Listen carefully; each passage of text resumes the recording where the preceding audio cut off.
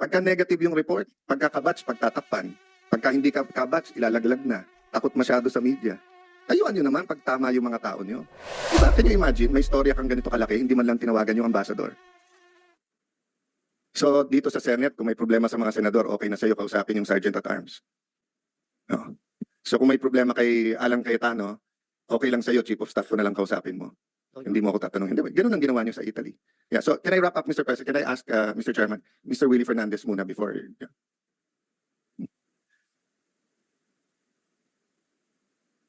Sir, question lang just to clear the air, and I don't like talking behind people's back. So do you have any interest in recruitment?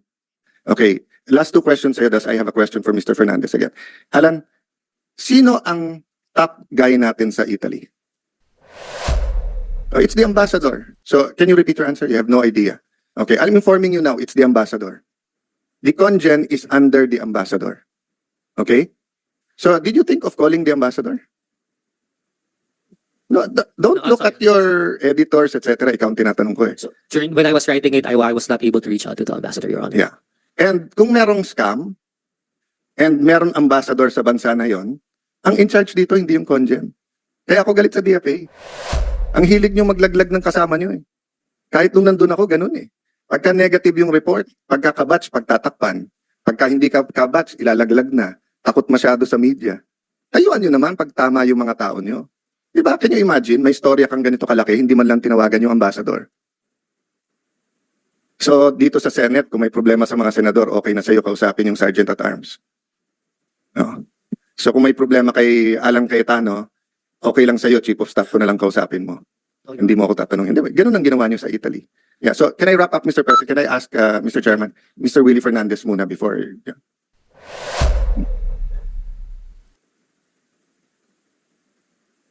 Sir, question lang just to clear the air, and I don't like talking behind people's back. So do you have any interest in recruitment? And Your Honor. Did you or any of your relatives have Your Honor. Wala. Okay. So just so that clear, you don't have any interest in Italy. I have not visited Italy for Okay. the last 20 years. Yeah. So ako harapan kasi ako magtanong para diretso. Okay, but you do run a PR company. That's right, Your Honor. Yeah. So you are a PR, public relations Yes, Your Honor. practitioner. Yes. So wala bang conflict na ikaw ay PR and then ikaw ay publisher? Sir, No, nung answer my question. nung ako ay naging publisher or presidente ko actually, no? Ako po'y huminto ng PR. Pag may lumalapit sa akin pa-PR, ang ginagawa ko, kinukuha ko dokumento, pinapublish namin, free of charge. So when was this, sir? When did you stop being a PR? More than 5 years ago. That's not true because during Duterte's time, I know for a fact you were active as a PR. So you were a PR while you were a publisher. I know for a No, fact. I was not a PR, sir. I was just like when you run for the vice presidency, I was helping you. I was helping the Duterte administration. Yes, But as a that's PR. not, As a PR. no, sir, because I never get No, paid for that. you would say hindi ikaw ang magaling sumulat pero magaling sumulat wife mo, and then you can what you can do is may kilala ka sa ibang papers at ilalabas mo ito. That's how you were helping. 'Di ba? You're not a policy guy, you're not a political guy, you're a PR. Diba? No, ikaw nag-bring up, hindi ako eh. Sabi mo, tinulungan mo ako nung I vice president ako. Yes. Kasama din tayo sa Villar campaign. Kaya tinanong kita, sabi mo kasi 5 years. So sabi ko kung 5 years, mukhang mali. Kasi wala pang 2 years si President Bongbong eh. Diba? Okay. Nung speaker ako, nagpi-PR ka na eh. Marami kang klienteng PR eh. Diba Sir. the former speaker was also your client? He was never my client. Tinutulungan mo lang. No, sir. I was just for kung ano tama. Okay. Kasi magkakaibigan tayo. Yes. Mas kaibigan ko kayo kaysa kay former speaker. Yes. Pero ako bilang tayo nananalangin ng sabay, gusto ko lang, kung may pinirmahan gentleman's agreement, let us be gentlemen. That's all. Nothing personal. Very good. At least ngayon may prinsipyo ka na. Dati naman eh. Dati naman. Sige. So, let's go back to Dati the naman, issue. Your Honor.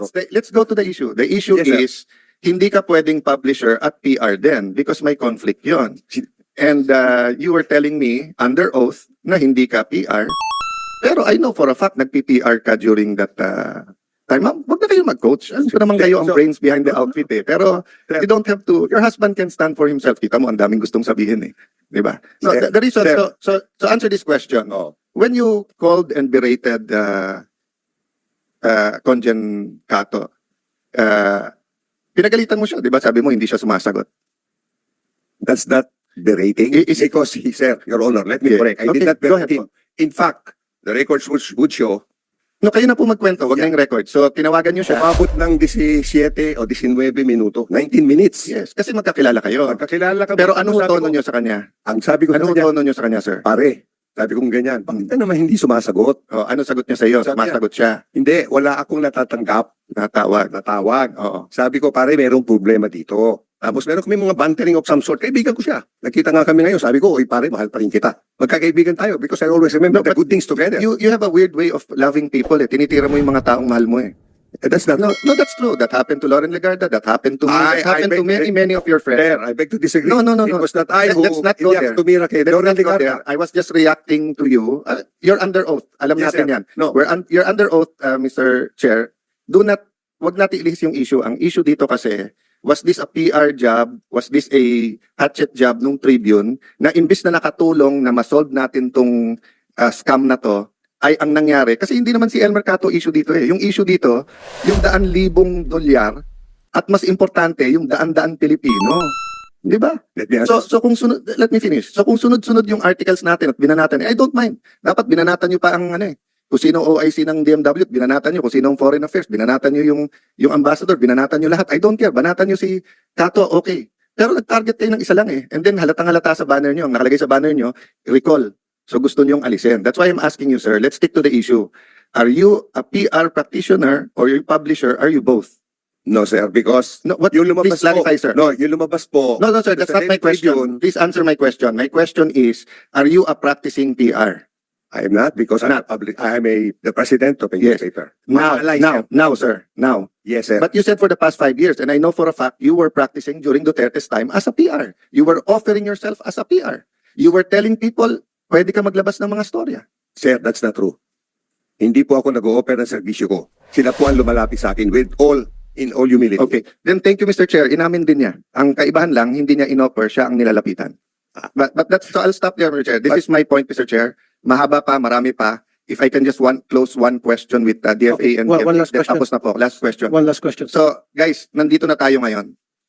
So, question, pag nangyari to sa ibang bansa, do we still need the authority of the higher-ups to get a lawyer or papayagan nyo na yung ambassador to get a lawyer right away? Kasi marami sa ito, hindi na nagkaganito. Di ba? Even itong sila Miss Apple and everyone else, again, no, did not mean to offend. Kung may abogado na sila, then hindi kailangan yung labor attaché or yung taga DMW or yung conjen ang humaharap parate. Kasi remember, hindi Pilipinas to eh. It's in Italy. Limitado ang pwedeng diplomatic ang magagawa ng embassy and then labor to labor yung DMW. Pag criminal, you need their lawyer. It's the same in Saudi, it's the same in Kuwait, it's the same in Hong Kong, it's the same all over the world. So that's my question. With all of this, have you revised again? Okay. Pwede Or mo ngayon, ngayon, Senator Alan. Go ahead po. Ito na yung mensahe ko sa DFA. I've been listening dun sa argumento ni Senator Alan Cayetano back and forth with the Tribune people. Binabanatan yung tauhan ninyo. Wala man lang ni isa sa inyo tumawag sa kanya na, hoy, sagutin mo itong mga banat laban sa iyo. And then inimbestigahan nyo sana yung pagkatao niya kung tama yung allegations against him. Tapos paggawa niyo yung investigasyon, wala kayong nakitang basihan, then you should have written a letter sa Tribune. Did you do that? Did you wrote Tribune a letter para sabihin na inimbestigahan based on the article we read in the Tribune, so and so and date, ito yung investigation namin, ito yung result, tapos ipadala nyo sa Tribune para masulat din ang side, not only the side of Mr. Cato, but the side of the DFA as a whole. Hindi yung keep quiet lang kayo, parang pinapayagan yung banatan to ng banatan, tahimik ng palakad ng tahimik. Maaari po akong magsalita, Senator. Magsalita na po kayo. Ang pangalan ko po ay si Tony Morales. Alam na po namin. Undersecretary po sa Administration po. So lahat ng bagay na may kinalaman sa mga pagkakamali, pagkukulang, paglabag sa batas ng sinumang tauhan ng Department of Foreign Affairs ay sa aming pong opisina bumabagsak. Para lang po linawin, hindi po kami natulog sa kaso ni Conjen Cato nang nalaman po namin ang mga balita pa lamang kahit na So nabasa niyo po yung mga article against him. nabasa ko namin. Ilang articles po nabasa niyo against him? Hindi ko po nabasa lahat. Okay. So what did you do immediately after? Meron po kaming articles? Office of Public and Cultural Diplomacy. Sila po ang sumagot at sinabi po na Sumagot saan po? Sumagot sa Tribune? sa isa pong pagpupulong sa isang press conference. No, what I'm trying to say, sir, is sumulat ba kayo sa Tribune para ibigay yung side ng DFA o ay, side ni Mr. Cato para sabihin na para sa kalaman nyo, Daily Tribune, kami po yung nag-imbestiga at base sa aming pag-imbestiga, ito pong aming napatunayan o nakita o at amin na tanto na may mali po sa inyong pagsusulat. Something like that na dapat ginawa nyo, sinulatan nyo ang Tribune. Sa kasalukuyan po, hindi po namin sila nasulatan.